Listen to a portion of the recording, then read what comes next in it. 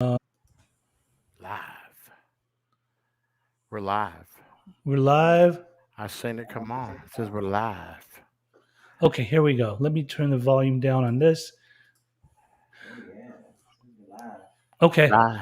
Welcome, everybody. Welcome to Pej's Recovery Corner. Today, my special guest is Selwyn Jones, who is George Floyd's uncle. Today is the 1 year anniversary of George's passing. It happened exactly 1 year ago last year. Hello, Selwyn. Welcome to the corner. Hello, Pej. How are you, my man? I'm good, thank you. Or as Mr. Jones, I should say. You can call me Selwyn. Okay. My close friends can call me Selwyn. So it's good to have you on here today.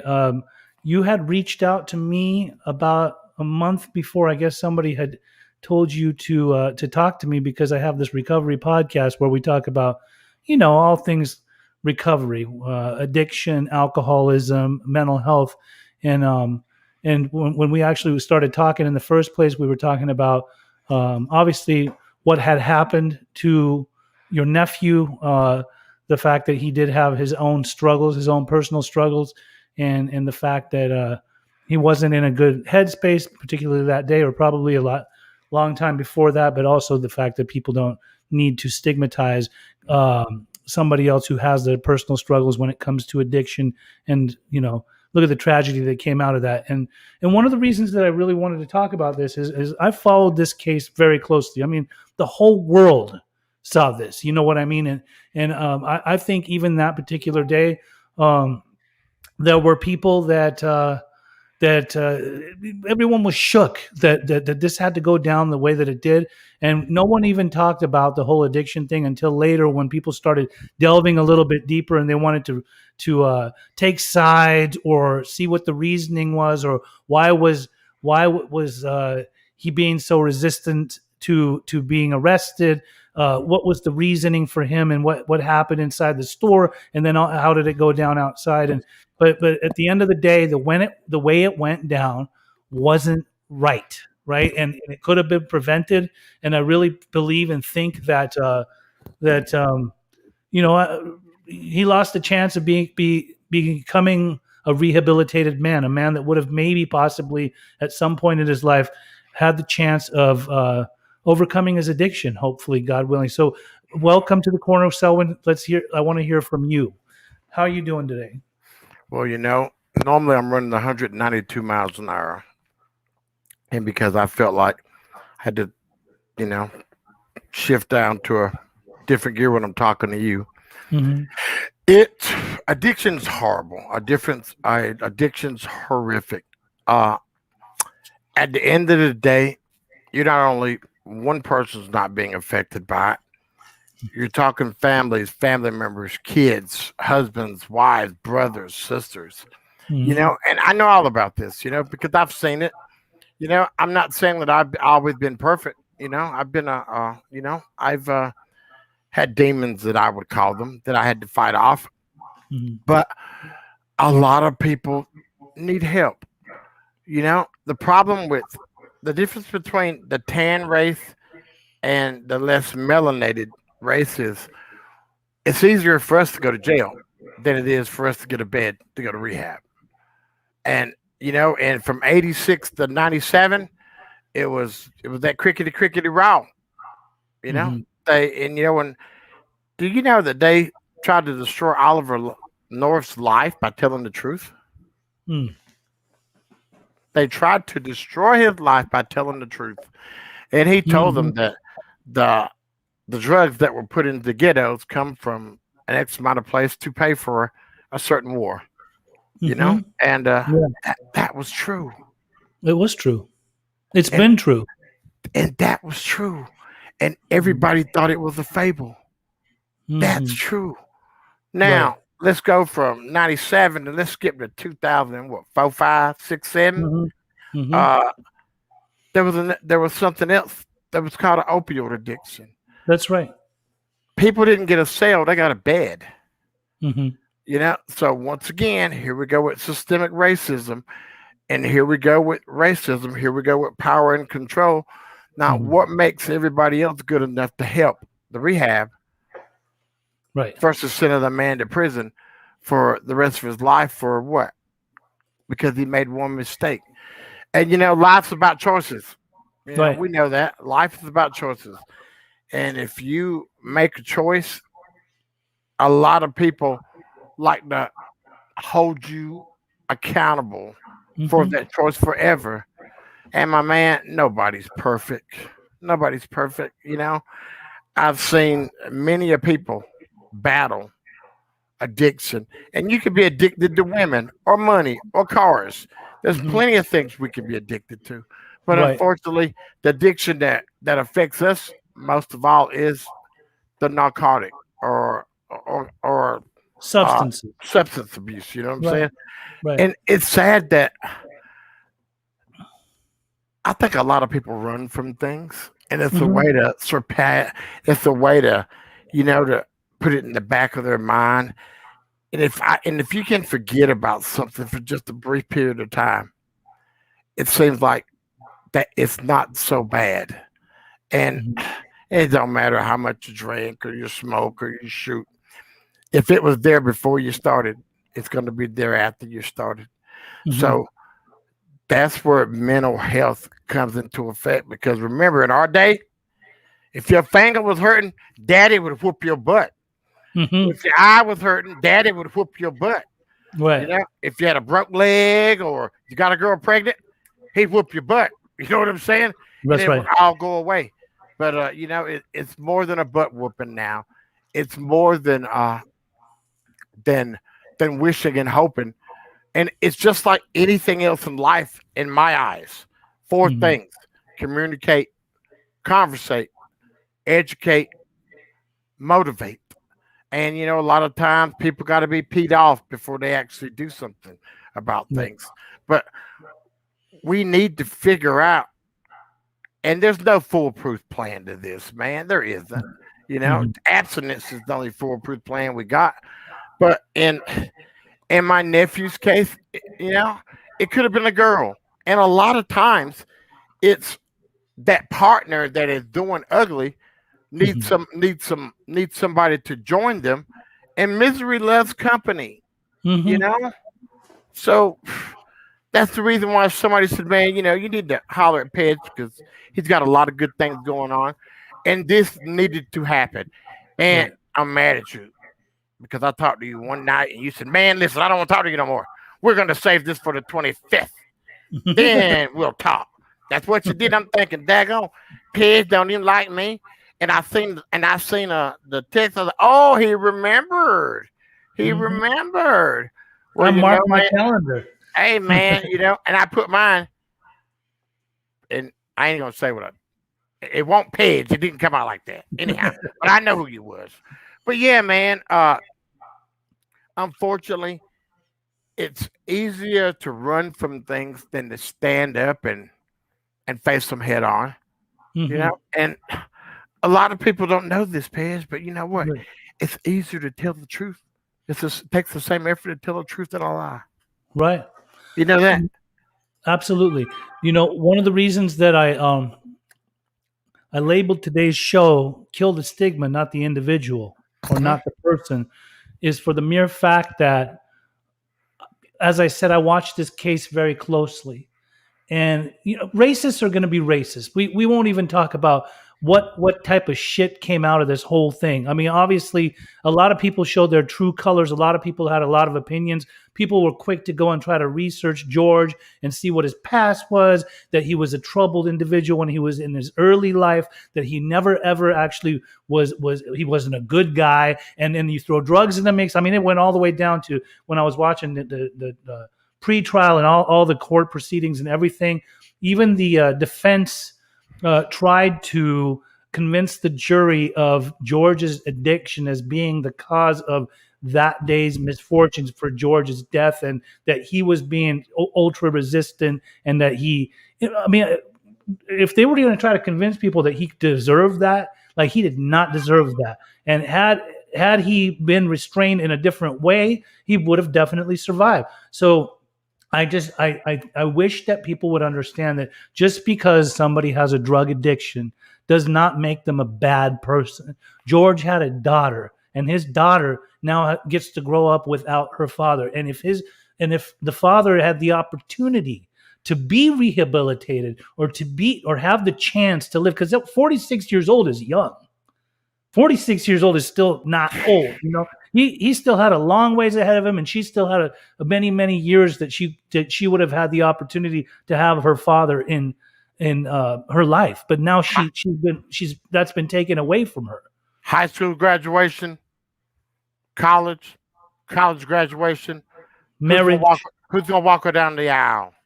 That's You right. know, hey, Uncle Selwyn will if need to. Yeah, But yeah, yeah. what I'm saying is this: is he took a lot of things away that we can't get back Right. ever. And think about this, Pej. Mm-hmm. $19 and 100 pennies. $19 and 100 pennies. Mm-hmm. Say that and see if that ain't a tongue twist. Tongue twister. His Mm-hmm. life that particular day was worth $19 and 100 pennies, but his life is priceless. And as I told you before, I'm. This might sound a little corny. I don't mind the person that changed the modern world being my nephew. I'll take that. I'll take my nephew being the guy that opened everybody's eyes around the world to systemic racism, to hatred, Mm-hmm. to oppression. I'll take that. I will. I would prefer to take that than the guy that nephew shot up all these places or was Mm-hmm. walking down the street of Kenosha, Wisconsin, and I would easily trade. But Right. you notice the difference, right? Right. The young fella in Charleston, South Carolina, he sits down and they pray for him. They're about to break bread with him, and they drop their heads to pray. And he got a Happy Meal and a Diet Coke. Mm. The young fella that shot up the movie theater in Colorado, he got a bottle of water. The young dude that was in walking through Wynosha, Wisconsin, Mm-hmm. they slowed down and let him pass. Now, how is that? Because you are black, and because uh, you are stigma with black folks smoke dope, Mm-hmm. black folks rob, black folks kill. Does that mean all black people should die because they have issues? Right. No. And the last thing we should be talking about is about George Perry Floyd not being here today. But guess what, man? Those are the cards that we were dealt, and I'll take these cards because the George Floyd Policing Act will Mm-hmm. be passed, and there will be a lot of the things that come from this that'll do good in our world. You know, Mm-hmm. having mental health workers on police cars, on police cruisers, instead of police officers. Because I'll tell you, Pej, if I'm having a mental breakdown, prime example, Mm-hmm. Stephanie Saab in Portland, Oregon, her brother, decorated war hero, he was having a mental breakdown, and he was talking to his counselor on his phone, and his counselor was afraid that he would hurt himself. So what does the counselor do? Let's call the police and let's have a well check. They show up there because he was a military vet with 5 or 6 cruisers, the rock truck with the that could run through a house, and Right. they go to the door the first time and they say, "Hey man," uh, he says, "Hey, y'all just leave me alone. I'm talking to my counselor. I just want to be by myself." The second time he come back to the door, "Would y'all please leave my premises?" The third time he came to the door, well, I'm sure you know who Stephanie Saab is. They Mm-hmm. put one right between his eyes and blow the back of his head off while he's talking to his counselor. A lot of people just need people to talk to. They just need people to soothe their soul because when you're doing bad, you know you're bad. Everybody know when you're doing wrong. Right. Everybody, Right. you know when you're not doing right. Mm-hmm. And do you honestly think people need to be need to have it jammed down their throat No. that what they're doing is wrong. You want to help them. You want to lift them up. You don't Mhm. want to kick them down. Kick them while they're Mhm. down. Right. And a lot of people that I know that when I was having some of my trials and tribulations, I ain't gonna never say I was down. You know, Right. I was one of those people that if this was something that I wanted to do, let's do it. Let's enjoy ourselves and Right. let's go back to the real world. There's very few people can say that they have that mentality that Mhm. you put things in their place. Mhm. And the place I put it in is outside of my life because I realized that enough's enough. Everybody experiments and go through trials and tribulations. And I sure have talked to Big Fella enough that I almost think from that move from Houston to Minneapolis, I thought that was going to be the straw that broke the camel back Mhm. because people got to be sick and tired of being sick and tired, you Right. know? And to move from family, daughter, friends, and the love of his life, his mama, to go to Houston, that takes a big step for somebody that has been that has totally destroyed everything that they thought that was precious to them. Mhm. He should have been in the first round. He could have been in the second round, but he Right. gave that up to help his mama. And very rarely does that happen Mhm. because there's two types of cash. There's short cash and there's long cash. Right. And whenever you deal with short cash, my brother, you run you run the possibility of a variety of things happening. One of them is going to jail. The other one is Mhm. getting hooked on your own supply. That's right. And the third one is obviously where we're sitting at now. You know? Mhm. And I'm happy that you bring that stuff up because I it's really interesting. I'm a Persian man, and God struck me dark. Most Persians have olive skin, but I got this year-round tan, and I grew up in Salt Lake City, Utah, for a long time. And How many growing wives do you have? I wasn't a polygamist or anything like Just that. checking, just checking, just checking. But growing up in Utah, they called me lots of names. Like I told you this when I first talked to you that I have experienced oppression firsthand. They called me all kinds of names. I mean, I had a kid tell me that his granddaddy used to own my granddaddy, and I knew from a very young age that this is a learned behavior. That certain people within their own household are raised by certain people that, like, their fathers and their grandfathers talk a certain way about certain races and things like that. So I understand that. The thing about Minneapolis and Minnesota, I love Minnesota. As you see, there's a picture of Prince behind me. That's like my second home. I love Minneapolis. It's a very diverse city. It's very fast paced. I'd often go out there to go to different conventions and different events that Are you surrounded themselves around are Prince. you telling me that you frequented Hennepin Avenue? Hennepin Avenue for sure. I love going to First Avenue. I actually like the fact that they put a George Floyd star on the door at First Avenue. That's a big deal. I was standing right beside that picture. It's I saw got that. George I Floyd actually saw and then that it's picture. got I like it. Prince. That's really You know? cool.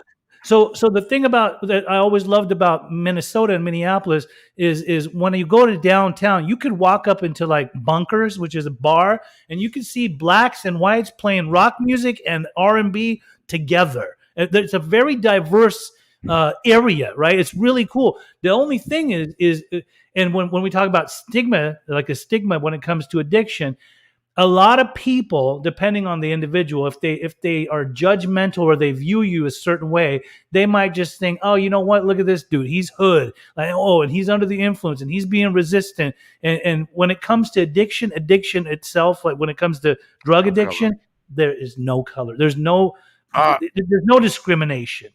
this is gonna be really funny, and some people might not think it's so funny, but you know what? That's what Uncle does. Hmm. Have you ever been to the gay 90s and seen a drag show? I have. I have. I have. I have been. I used to have a girl that loved the drag shows, Right. and I'd be like, man, I ain't trying to go there. No, no, no, no, no. And it was funner than heck. And they were blacks, and they were white, and they were Hispanic, they were Asian. So I used to live in Aiken. I Hmm. love Minneapolis. You know what I'm saying? Right. And boy, the girls look really good there too. I'm gonna tell you, cold or hot, the girls Yeah. look really good. Just saying. But Yeah. No, anyhow, there's beautiful people uh, there. South Beach. I love Mhm. that. I Yeah. love Minneapolis, and to think that one of my favorite cities has a problem, and make no mistake about it, my friend. All black people ain't bad. All Persian people ain't bad. Ones with dark tans are a little suspicious, Mhm. though. Just saying. Uh, all Caucasian people ain't bad. You know, it's we've got that certain amount of people that are in every race that makes it bad for the rest of us. But That's right. make no mistakes about it, my brother. We've had one ruler, one race that has ruled this Hmm. roost forever. And I'm still trying to get back to why did they make us the punching bag? Why did people with tans have to be the one that got the punching bag syndrome? Why did Hmm. we have to work, clean, heal, hung, lynched, foot in the butt? And guess what? And it's still happening today. It is You know, happening. if it was just about him being high. And you know what, Pej? They were trying to make it about him being high. I know they were. They were trying to make it. Okay, if you walk on the train track and the train hits you and you're high, who killed you? The Hmm. drugs or the train? Well, the train is the one that did the devastation. But Right. if he would have been of his right mind, he would not have put himself in that situation. Let Hmm. me tell you something, Pej. You've never will see anybody that will ever do exactly what the police officer. Obviously, it wasn't his first rodeo, Right. you know. So he did exactly what he was supposed to do, and still died. Black folks is the only people that when we're 7 or 8 or 9 or 10 or 12 years old, guess Hmm. what? You have a conversation about the birds and the bees, Hmm. the one, two, threes, Right. and you sit there and they says, "Okay, now listen." When you see that light flicker behind you, 10 and 2, brother. Put your 10 hands and up. 2. Cut the Yeah. radio down. You are Right. saying yes, sir, no, sir. You're not giving them no reason to get pissed off Hmm. because we sort of kind of know the outcome. And let me tell you, funny story. I figure, I don't know, 2010, 12, I'm in Hmm. Shadra, Nebraska, the middle of nowhere, son. There ain't nothing but cows out there. Only thing you can see is the white of the cow's eyes. And I'm Hmm. driving an old crazy looking black Cadillac station wagon, about 600 horsepower. I look behind me, Pidge, and it looked like it was a Christmas parade. Hmm. I look behind me and I called my wife on the cell phone. I was like, sweetie, somebody just run hot on me. How far are you from Shadron? Oh, about 18 miles. She's like, get there. Well, when we stopped right before the spike strips, the Hmm. young man jumped. He's like, "Why were you driving so fast?" I said, "I want to see how fast that daggone cruiser would run, because there's no way I'm stopping in the middle of the woods Hmm. in Nebraska with somebody with lights on behind me. That don't happen with me, sir. That Hmm. don't happen with me." And the first thing they say, "Are you high? Are you in narcotics?" I was like, "The only thing I am is crazy as hell, and I'm trying to live today." And I knew two of the cops out there. They were laughing. Oh God, Jonesy. Sold vacuum cleaners for a living, so I've been a hoop my whole life. And they were Right. just shaking their head laughing. And when he said, why were you speeding?" Because I wanted to see how fast the cruiser would run. Simple. If we're gonna go to jail tonight, let's take me. But if not, let me go. But it's just like with people that get high. I've seen Perry high one time in my life. One time. Because the rest of the times he would not let me see him because I seen that look in his eye. The last time I seen him, I would call him displaced mentally at his mother's funeral. He was 35 minutes late. I look and I'm sitting there waiting. I didn't even care about the funeral. There's nothing my sister was gonna do. She wasn't gonna wake up and tell me to turn around and look at her. Mm-hmm. And I waited till I seen him come, and I seen him show up, walk to the door, and I met him at the front door. Why are you doing this? Uh, First of all, excuses are the easiest things to make. I could make it for an excuse. One of my friends' baby's diapers bursted, and I had to be the one to help him hold the diaper in the middle. So excuses are easy, and that's the problem that we have with addiction. It seems like it's easier to blow it off or to excuse something else when we really just need to get down to the matter at hand. Why are you doing this to yourself? Because you know that there's only two choices you got. Mm-hmm. Uh, all the police. And I'm sorry, I should probably say this correctly now, since I'm a man of worldly figure. The police. You like that Caucasian way? The police.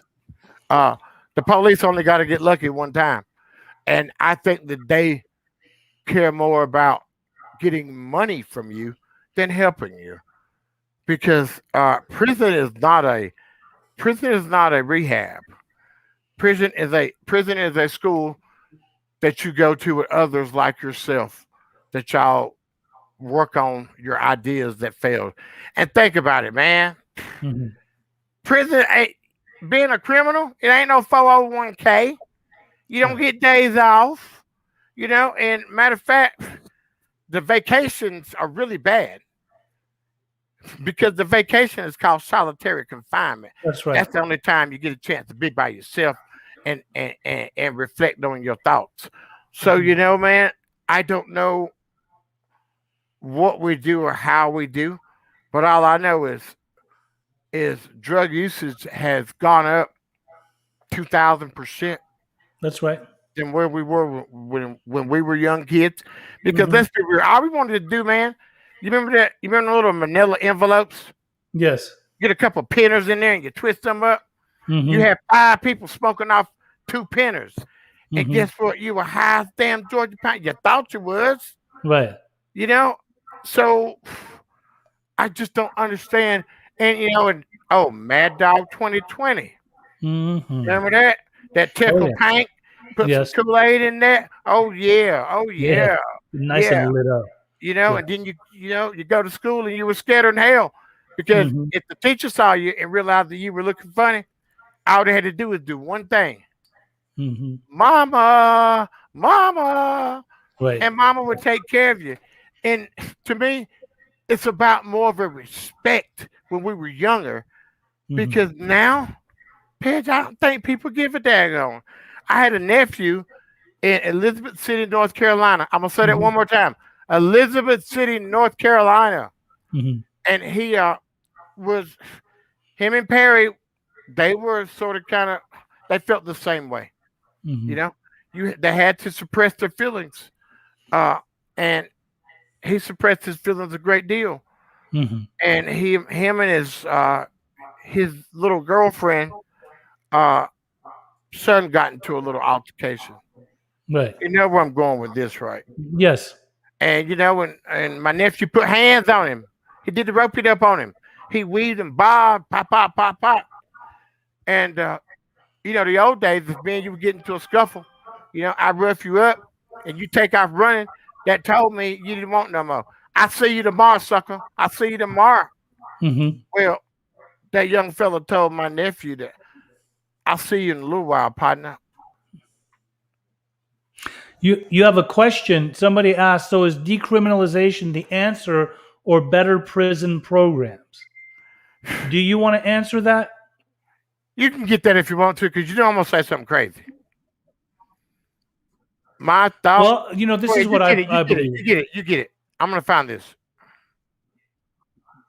So, this is what I believe. Decriminalization is it the answer based off of my own personal experience, because I too obviously had an addiction problem and major alcoholism, and I was caught up and I became my own best customer. That's what drugs do to you. Right. I became my own best customer or worst customer, however you want to look at it. Can you own your own supply? Can't get high on your own I was supply. getting high off my own supply. And so when I would get locked up, it's not like that was helping me at all. Had I been given the opportunity to become rehabilitated, not through some drug program where I got to check in with the probation officer and pee in a cup all the time and just make sure that they're keeping tabs on me, but actual rehabilitation rather than getting locked up for bad choices and bad, just a certain type of lifestyle that I was living, rather than getting locked up for a long period of time. I don't think prison programs are ever going to help anyone. It's not. The most you could get out of there is some books and maybe some 12-step meetings. And there's people that are in there that are lifers that are just doing like a 12-step program, but they're few and far between. However, if people could actually get the opportunity to be rehabilitated, however that may be, through a treatment program, just because they're from not, like they don't have the stellar policy, like insurance policy or a whole bunch of money to go to rehab, but some kind of program that we could actually put together to help people rather than putting them away for a long time. I believe that could definitely change a lot. Somebody else is saying, I'm curious if George had a trauma history with the PD prior to this. My condolences to his uncle. Thanks for having a conversation with him. Incredible movement that his loss has helped to inspire. Uh, you know, George grew up in the hood, and I'm not making any excuses about growing up in the hood. I grew up in the cornfield. You know, and he was just he made bad decisions based upon his friends. And I'm not going to say peer pressure uh, puts you in a lot of situations, but guess what? Birds of a feather flock together. Together. That's right. And he wasn't a follower. And okay, let me back up. George Floyd dropped out of college in 1998. Uh, he could have been a first round draft pick. 6'7". When he died, he was 6'7", 245 pounds. The man had 8% body fat. That's what kind of athlete he was. He dropped out of college because he wanted to help his mother. Because my sister lived in the ghetto, government housing, government cheese, anything that she could do to prevent going back down south where a black man is a boy, she tried. And when George, I remember him telling me what he wanted to do. I wanted to drop out of school and go home and take care of mama. My exact words were, George, everybody has their own path. My sister made that path. You've got to give yourself a chance because you dropping out of school to help my sister ain't giving you a chance. It's putting you in a place that you've seen these people. What happens when you grow up in the ghetto all these years? Well, I've got a niece that you don't call what she has addiction. What you call what she has is a way of life. She's been smoking crack for, I don't know, let's say since 1985. She's had 9 kids that she has dropped off at the hospital. And my sister, because she had that I'm a save mentality, went and picked those kids up. Most of those kids that you see standing on stage, uh, 3 of them are, you'll see a Tanya, you'll see a sister, you'll see Thelonious, you'll see Rodney, and the rest of them are my nieces and nephews by my niece. And my sister died literally trying to protect those kids.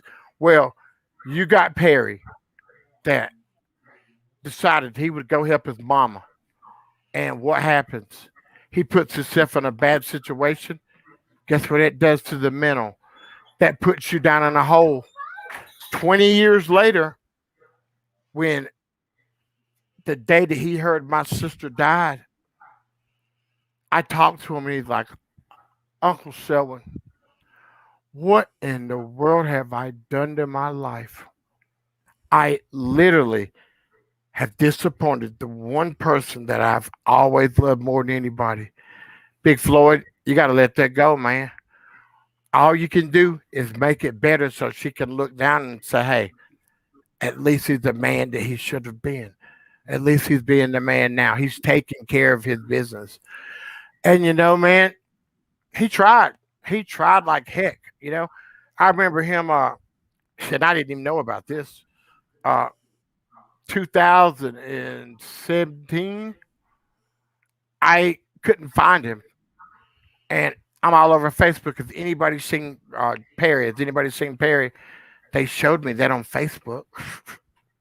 They showed me on Facebook that I was looking for him to find out where he was. Because let me tell you, buddy, I love Perry Floyd because some of the similarities that I've seen in my life, I saw in his life. Mm-hmm. But there's a difference. That old school black woman, 5'11", Lauren Jones, uh, I kept hearing things in the back of her head, in the back of my head. You know the difference between right and wrong. You have people counting on you. You have things that you need to accomplish as a man. And this stuff that you're doing, wasting your time, give it back. Give it back. And most people can't give it back, Pej. You know that. Me and That's you, right. we had to go through some things to be able to say, hey, you can have that. You know, I don't want that. So we got to implicate some sort of system that's going to help people, not because of the color of your skin, because I got more money. Why do I get to be saved? And that That's it. and that seems like that's just the way of life, man. If you got more cash, why does a black man interest higher than a Caucasian man's interest? Why does a Mhm. black man get 30% more time when he's sentenced than a white guy? Why is that? Those are things that we can honestly do nothing about because that's the way of the world. We can obviously communicate about it and conversate. Mhm. But at the end of the day, we have to be accountable, Pej. And because you didn't change until you got sick and tired of being sick and tired. That's right. You got tired of disappointing yourself. Uh, and honestly, I have never seen a rehab. Never felt like I needed a rehab. My Mhm. rehab was looking in the mirror and saying to myself, "Damn, son, you can do better than this."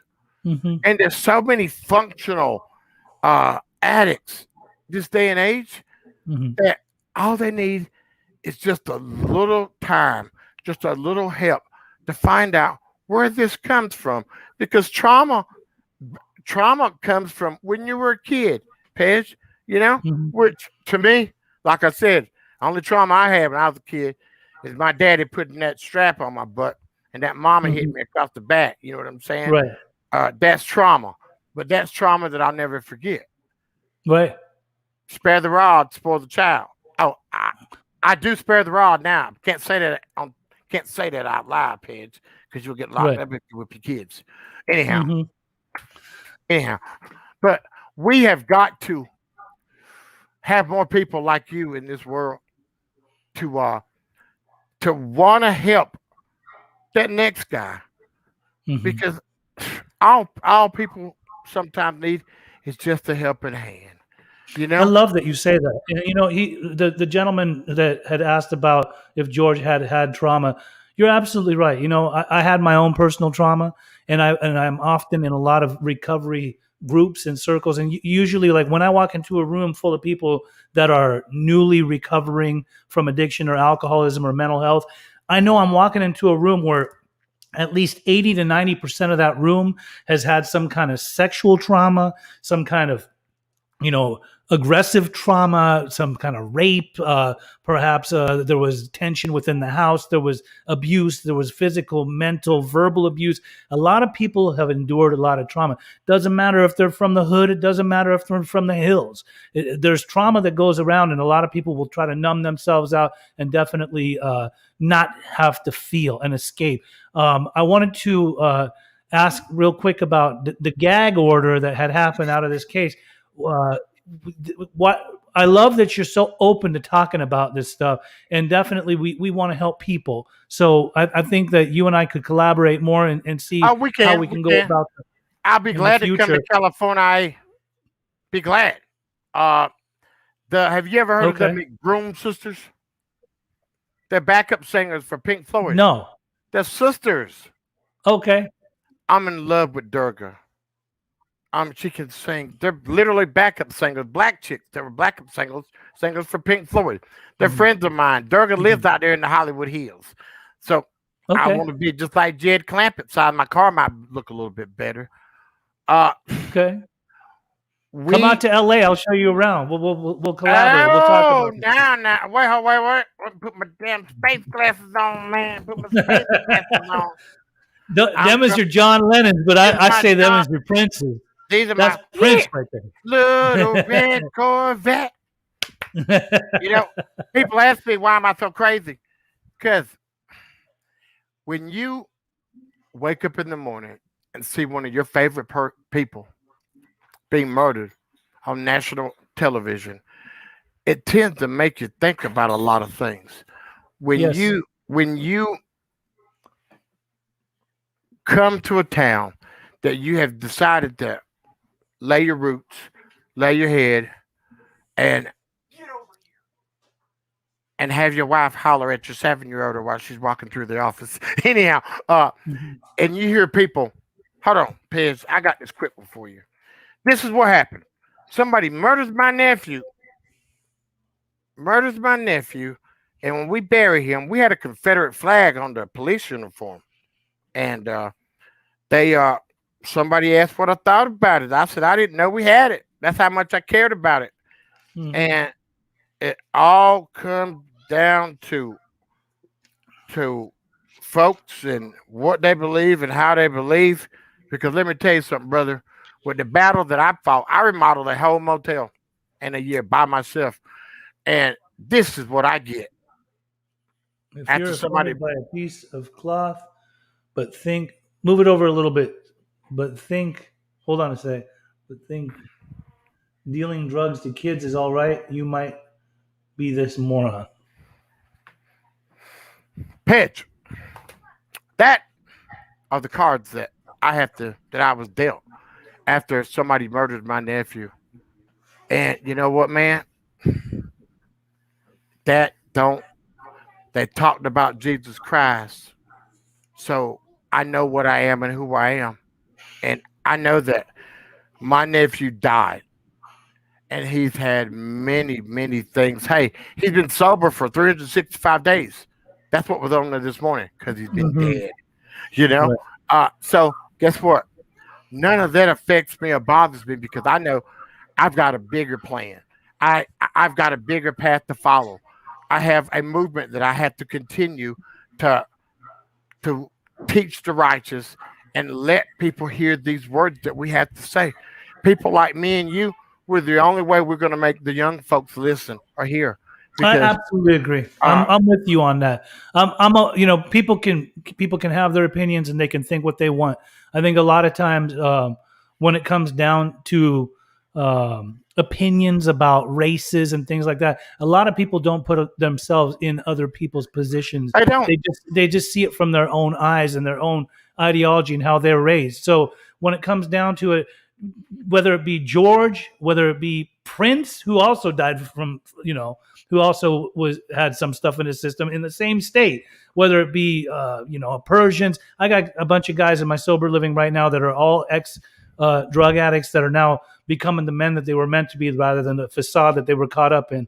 Everybody gets chances and choices, but they deserve to have the choice to live so that they can actually make the change within. And I believe that if George could have had his life spared, he may have had that the ability to be able to change his life. However, because of the sacrifice of the loss of his life, now We we've got to expand on this and make more out of it. we Somebody's can asking. save we can save more than a George because of George now. Yep, exactly. Last question from one of the people is: was George a spiritual person? And then we'll close it out. He talked about Jesus more than probably anybody that I know of. He's one of them. Now, you have to understand where I'm coming from. Southern Hmm. Baptists. You're talking about women that wear, wait, look at my flower behind me. Women Hmm. that wear this on their hat going to church. Right. they're hooping and they're hollering and they're getting down. And every time you talk to them, the Lord will do. George was that guy. The Lord would help you through anything and challenge and pain that you have going in your life. You just have to believe. He was so crazy that this is funny here, y'all. This is literally funny. George prayed to the Lord, and the Lord wanted him to open a restaurant. Guess what the restaurant was going to serve, Pej? Oodles and noodles. Oodles and noodles. And guess who was going to serve them? Convicts that he had been with. I go like, man, now obviously you crazier than heck.